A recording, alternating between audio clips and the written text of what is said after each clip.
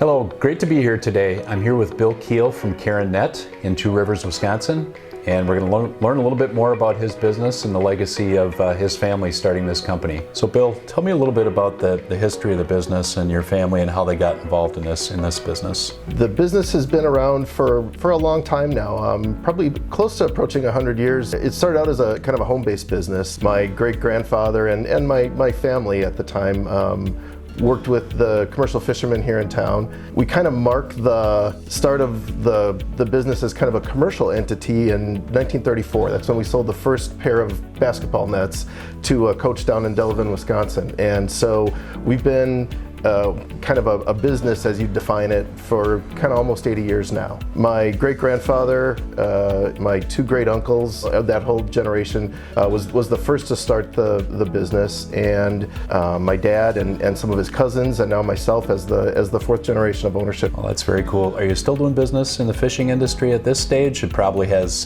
declined a bit here, obviously locally. Right, yeah, no, that part of the business kind of fell away back in the 1970s. We've been able to kind of evolve with the times and grow our business in other ways. As I said, the first commercial sale was basketball nets, so that sports net business has always been part of our heritage as well. Basketball nets, volleyball nets, tennis nets. Probably if you've played a sport involving a net at any point in your life, it's probably been using one of our Carron nets along the way. Now in the last 20 years or so, we've gotten into the safety netting products market. So pallet rack guarding and guard nets for overhead conveyors in warehouses and factories and distribution centers. So you mentioned the Delavan connection for the basketball nets. Was that just after the peach baskets were used in basketball? I'm a huge basketball fan, so.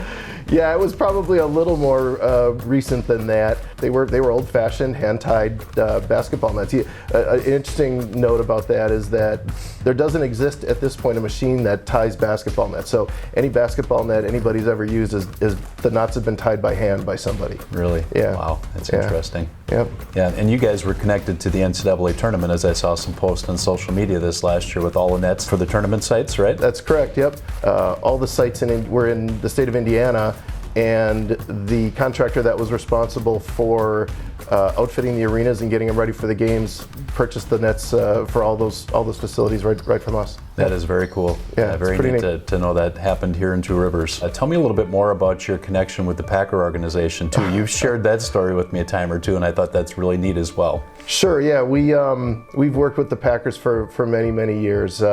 You know, being the hometown team and us being the hometown net makers, I guess. We've had a strong relationship with them. The end zone field goal nets in Lambeau Field have been ours as long as they've had them there. So that's a real tangible thing that you see every Sunday or whenever the games are played there. And we also have a neat working relationship with the equipment managers and the training staff there. So all of the specialized nets they use for their passing drills and kicking drills and those types of things are all custom made here in Two Rivers for the Packers as well. Yeah. Very neat. Yeah. Another neat legacy and connection to a great sports team here in the state. Tell me a little bit about your maybe your facilities and how things have changed through the years, the number of employees you have, and that kind of thing, how your business operates. Sure. Yeah, we have two facilities here in town, total of about 35 employees right now, and that's the highest it's been in the 20 years that I've been here. You know, I took over as president when my dad retired in the beginning of 2008, and that was kind of the start of the Great Recession time. So we've been able to kind of steadily and slowly grow and sustain a business here throughout what have been some challenging times. And again, recently here with the COVID pandemic, the last year or so, you know, had we still been just doing our legacy Sportsnet business, we probably would have had a tough time keeping the doors open. But fortunately, with the evolution of our product line to be as invested in the safety netting market as we are right now, the demand for that product was really strong the last year or so, and that not only helped to sustain us, but it helped us to actually grow through the pandemic time. So it's been our story is one of kind of adapting and growing and changing, like we talked about before. The fishing net business is kind of where this all started. We've kind of left that behind over the years and managed to stay relevant and find products using our skills and our materials that are useful out in the world today. So Bill, you talked about the basketball nets being a very meticulous and hand-driven process. Talk a little bit about the skills that go into that and the various people that you have to tie those nets by hand. You know, our business is a little bit unique in a manufacturing environment.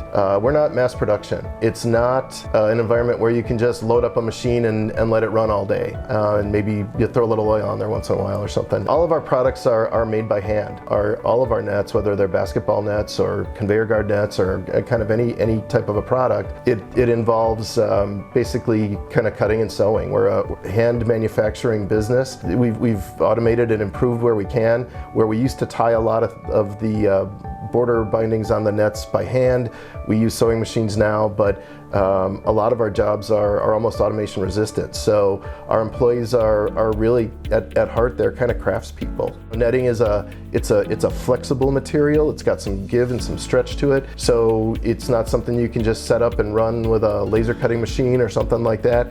There's always a little bit of discretion involved. There's always a little bit of judgment that goes into, is this the right tension? Is this the right fullness? Is this the right finish on it?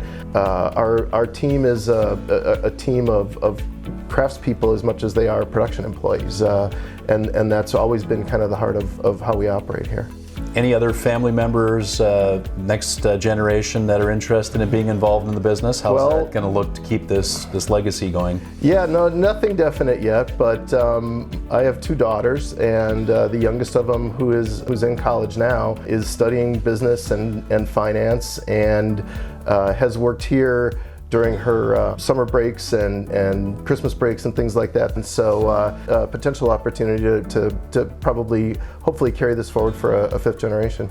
Well, Bill, tell me a little bit about this ship behind us here. Sure. Well, my great-grandfather, Ed Carron, the founder of the business, was a neat, interesting guy. He was kind of a Renaissance man, and was involved, he was the lighthouse keeper here in town in addition to his net duties, and he was an artist. He painted a lot of paintings, and he also carved and built a handful of model ships. This is, I believe, one of two that still exist. He built this ship by hand. We believe that the hull of the ship itself is originally a piece of driftwood from a shipwreck that was recovered from Lake Michigan here in town. He left quite a legacy. Yeah, it's a very neat piece to have in your office too, and be proud of. Yeah, you bet. It's every day around here. I think about the folks that came before me. My dad had a huge impact in the company, and my uncles and my great grandfather. A lot of their spirit still embodies everything that we do here, and I try to make sure I'm living up to it every day. So tell me a little bit, Bill, about what drove you to working with Investors Community Bank. Our motto is walk in your customers' shoes, and I'm just curious what your relationship has been like with investors. First of all, it's been nothing short of terrific. Kind of post-recession, became evident to me that maybe we weren't getting everything we needed from our existing banking relationship. So I went through a pretty thorough RFP process, and I shopped it pretty hard. Investors came through head and shoulders with the proposal that you guys offered us. It felt like you guys wanted our business. It made me feel like, okay, these guys believe in Carron Net, these guys believe in me, and every step of the way since then, it's been kind of the same. The same question is always, well, what can we do for you? How can we help? What do you need from us? That's been very affirming for me, and I think it's been great for our business. I don't think we'd be doing what we'd be doing today if we didn't have the relationship we had with investors. So thank you for sharing that. Thank you for choosing us, and thank you for your business. You bet. Very much appreciate it, Bill. It's been good for us too. Yeah, Tim, it sounds a little corny, but the net results have been terrific working with investors over the years. Well, that's great. We appreciate Carron Net's business.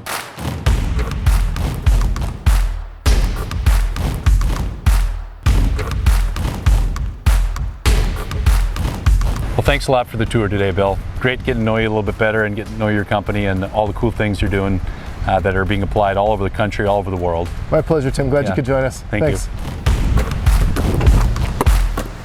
And that's a wrap as it went through the Carron net.